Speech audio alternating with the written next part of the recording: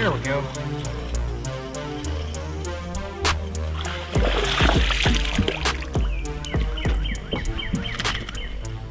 What's up?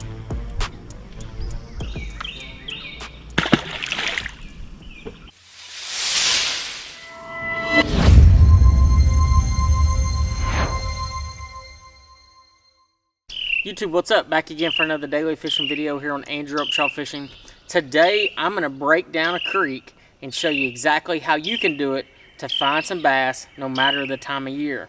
You know, there's one thing about it, the backs of the creeks can be intimidating and there's a lot of water to look at, and sometimes you can be looking at the wrong water. So today we're going to break that down. I'm going to show you exactly what to look for, how to catch the fish, and give you a few bait ideas the next time you're out there. But hey, real fast, so if you have not subscribed to my YouTube channel, make sure you do so. Super easy, bottom right hand corner of the screen, there's a red box and it says subscribe. Just hit that button and subscribe and like this video if you can. That really does help me out. So today, guys, we're in the back end of a creek. It's hot, I'm sweating, and the deal is even when it's so hot out here, the fish still seem to bite. You know, creeks can be some of the most consistent areas on any given lake at any given time. If the fishing is tough where you're at, go in the back of a creek, and I promise you, you're going to get some bites. Now, granted, are they going to be 5, 6, 7, 8 pound bass? Maybe not. It seems like the quality sometimes is down, especially through the summer. But the deal is it's ultra consistent, and sometimes that's exactly what we need. So to give you a quick breakdown, the very first thing I do when I go to a body of water is I look at Google Earth.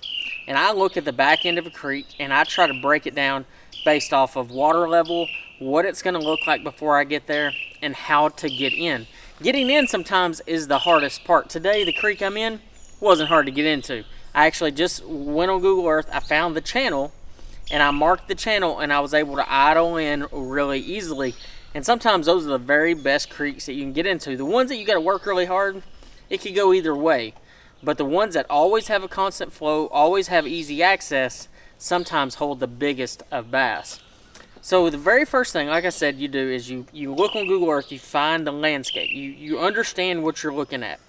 Are the embankments high? You know, is there a bunch of channel turns? Where's the channel actually run? Because sometimes the channel splits into little sub creeks, but not the main creek.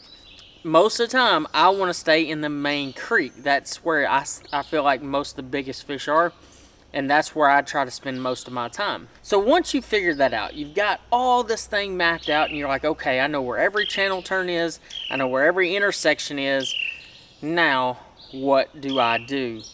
So that's when you actually have to go out there and go fishing. So when I'm looking in the creek, like today, I'm in the back end of a creek, and I've got to figure out, are the fish on the flat sides or on the steep sides? That's one of the very first things that I like to try to figure out. So when I came in here today, I started fishing the flat sides first. We're kind of the last part of the spawn, so there's a good chance on those flat corners there's spawning fish.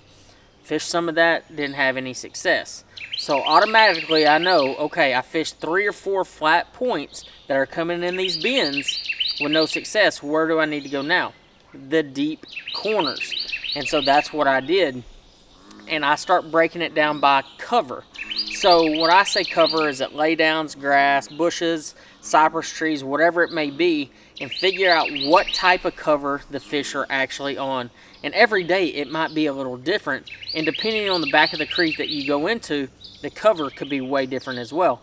The creek I'm in today is overgrown. It's got so much water, so much cover, that it's really hard to break down where these fish are. Not to mention, the lake is a little high. Me personally, I like fishing backs of creeks when the water is down a little bit.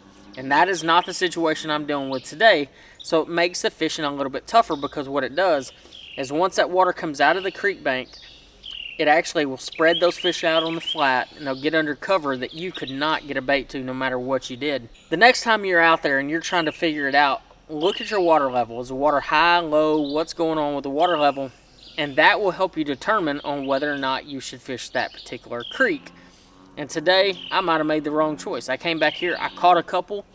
They weren't really big ones, but I did get a few bites, and that is one of the big keys, is finding an area that you can get some bites consistently And this creek is notorious for getting a bunch of bites in. So only getting 2 bites is not going to cut it for me. I want to get 10, 15, 20 bites when I go into a creek.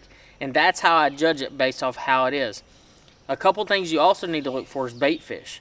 Does it have a good population of bluegill, shad, or whatever the primary forage is for the body of water you're on? And today when I came in here, I noticed a bunch of shad and a bunch of bluegill. So automatically I think, okay, there's a bunch of that in here. There's gonna be bass.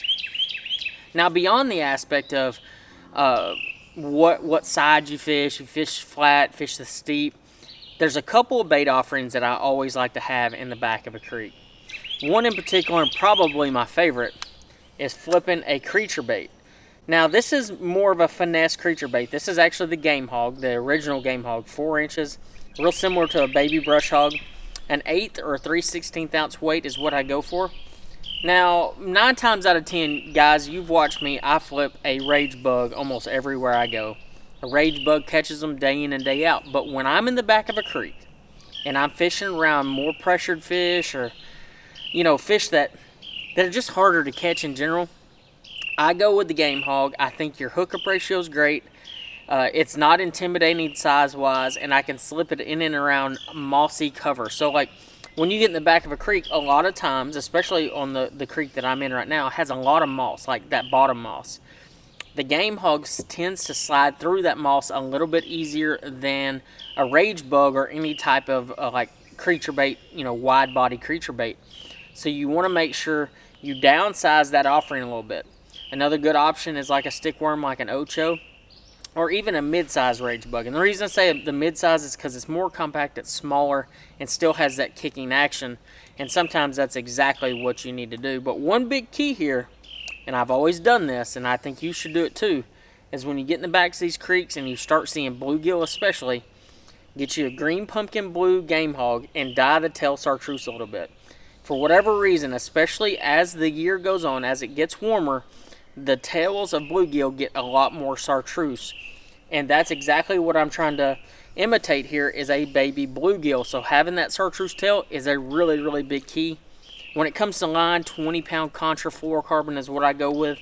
And just your standard flipping rod, you know, whether it be a 7-foot heavy all the way to a 7.6. I try to keep it about a 7.2, and that kind of gets the job done for me. So that's the number one bait offering, is flip around real quiet, real subtle. Because, I mean, the deal is, guys, you don't get a bunch of wind in the back of a creek. It stays fairly calm like it is today, no matter what the wind is doing on the main lake. So it's all about quiet presentations. Now, if you're later in the year, like we're dealing with right now, post-spawn, going into summer, that's when you can actually be a little bit more creative. You can get early into those creeks and throw you a little KVD Splash Junior. It's a really small popping style bait. And you can pop that thing around the edges of this creek and catch bass as well, because a lot of times they're garden fry or, you know, just kind of set up on the edge of that creek waiting for a shad to come by, and then they are going to explode on your topwater.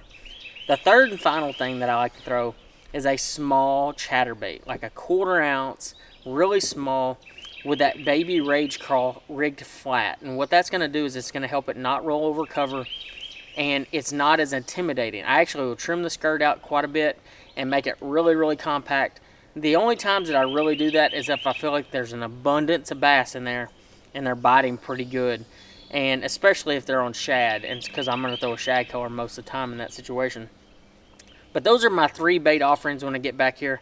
The fourth would probably be a square bill, more of a finesse square bill, like a 1.0.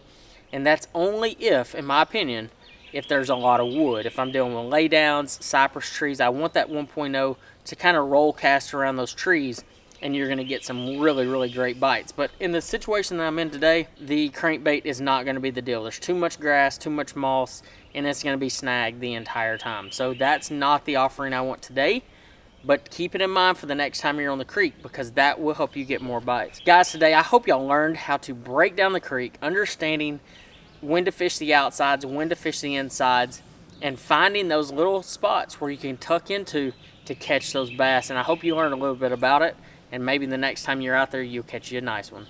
Guys, I hope y'all enjoyed this video, and I'll see you on the next one.